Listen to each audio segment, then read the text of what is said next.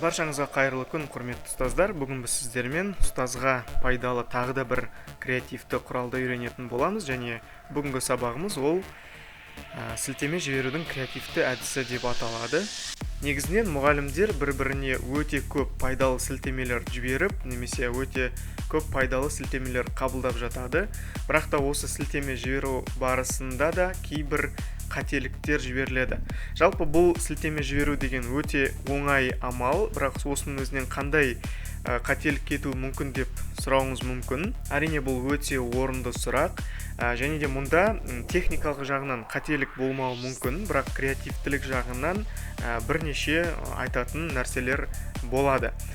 Енді нені меңзеп тұрғанымызды біз сізге қазір көрсетейік. Мәселен, сізде осындай бір сілтеме бар, кез келген сілтеме.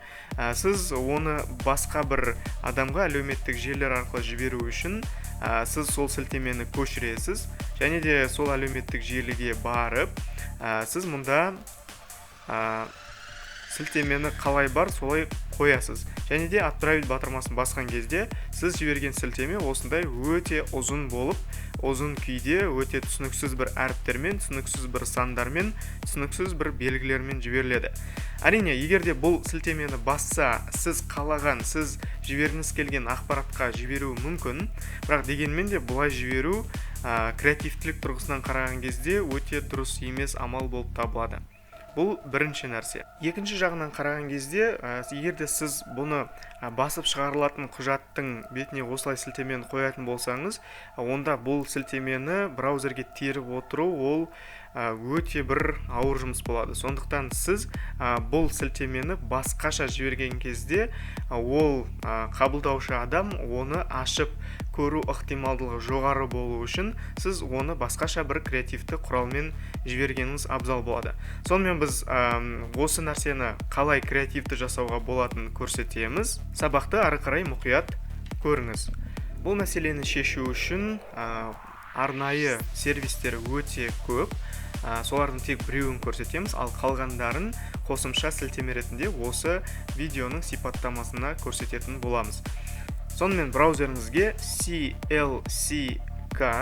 clck.ru. Мұндағы clck ол клик деген сөзден шыққан. Және де осы сервиске кіреміз. Мұнда сізде осы бет ашылуы қажет. Бұл сервис сіздің өте ұзын сілтемені өте ықшамды түрге келтіріп береді. Енді тексеріп көрейік. Ол үшін біз бағанағы сілтемені қайтадан көшіреміз, және де сервиске әкеліп орнатамыз. Орнатып болғаннан кейін мұндағы клик батырмасын басамыз, және де тез арада ол сізге сіздің сілтемеңізді өте ықшам түрде жасап береді. Енді сіз осы сілтемені көшіресіз, әлеуметтік желі арқылы немесе электронды почта арқылы жібергіңіз келген адамға жібересіз. Енді мұнда қарасаңыз, мұндағы бірінші тұрған сілтеме мен оның астында тұрған сілтеме екеуі бір ақпараттық көзге сізді сілтейді. Бірақ та қарасаңыз, екінші нұсқадағысы өте ықшам, өте қысқа нұсқа. Және де егер де сіз бұны баспа түрінде, яғни шығарылған немесе қағаз бетіне де жазып жіберетін болсаңыз, онда бұны браузерге адамдар оңай тере алады, және осы ақпараттық көзге қол жетімділік ала алады. Бұл аталған сервистің бірінші пайдасы. Енді екінші пайдасы, егер де сіз осы жерге белгілі бір сілтемені қысқартқан кезде, автоматты түрде сізге QR код нұсқасында сізге шығарып береді. Яғни сізге осында көрсетілген QR-ды көшіріп, қажетті бетке орната салсаңыз болады. Енді біз нені меңзеп тұрмыз, соны нақтырақ көрсетейік. Мысалы, сіздің қандай да бір өніміңіз бар, және де ол өніміңіз интернетке жүктелген. Және сіз осы өніміңізге сілтеме бергіңіз келеді, және де оны жазу түрінде емес, оны сіз QR код түрінде көрсетуді қалайсыз. Оны қалай жүзеге асырасыз? Мысалы, біздің мынадай бір өніміміз бар. Біз әрдайым мысал ретінде өзіміздің өнімдерімізді көрсетеміз. Қазақ ұстазы деген журнал, мұны ашып көрсетейік, бұл интернетке жүктелген. Және де біз осы журналдың электронды нұсқасына да сілтеме бергіміз келеді. Яғни ұстаз қолында осы журнал ұстап отыр және электрон нұсқасын алғысы келсе, онда ол ешқандай сілтемені жазып жүрмейді.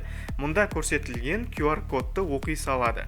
Енді қазір біз осыны қалай жасауға болатынын, яғни мобильді телефонның көмегімен қалай жасауға болатынын көрсетеміз.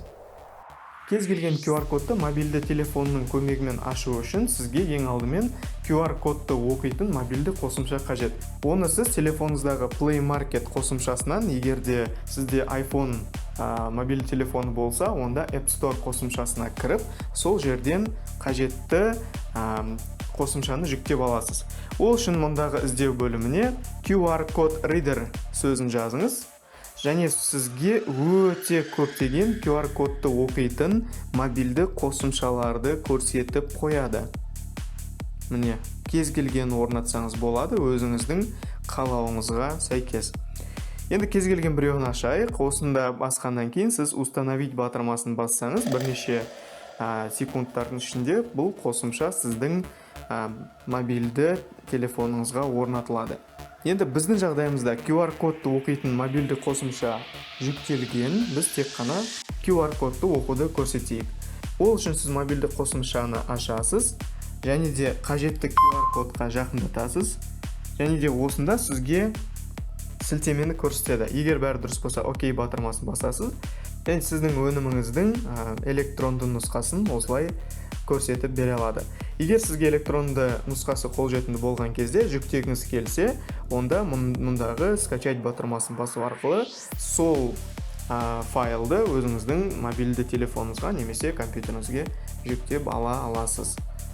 Жалпы QR кодтың осындай пайдасы бар. Бұл сізге өте креативті сілтеме жасауға көмектеседі.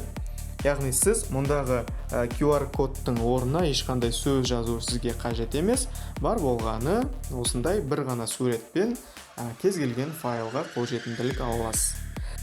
Бұл құрал сіздерге ұнады деген ойдамыз. Біздің сабағымыз осымен аяқталды. Келесі кездескенше.